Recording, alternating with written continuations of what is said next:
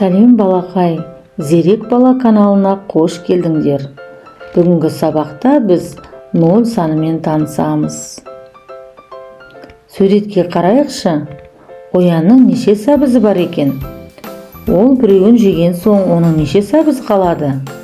Дұрыс балалар, 3 сәбізі қалды. Ол тағы 1 сәбізі жеген соң неше сәбізі қалды?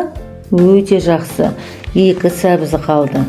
Ол тағы 1 сәбізін жеп қойған соңшы, әрине 1 сәбізі қалды.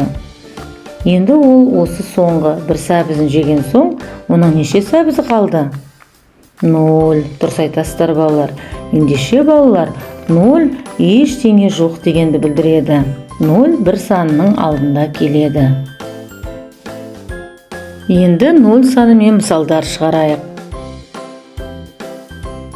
4 саңырауқұлаққа 0-ды қоссақ, яғни ештеме қоспасақ, неше саңырауқұлақ шығады? Әрине 4 саңырауқұлақ шығады. Өйткені санға 0-ды қоссақ, сол санның өзі шығады. 0-ге 3-ті қосқанда неше шығады?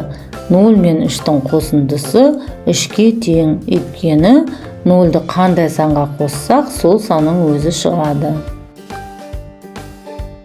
2 мен 2-нің айырмасы 0-ге тең. Саннан өзін азайтқанда 0 шығады. 5 пен 0-дің айырмасы 5-ке тең.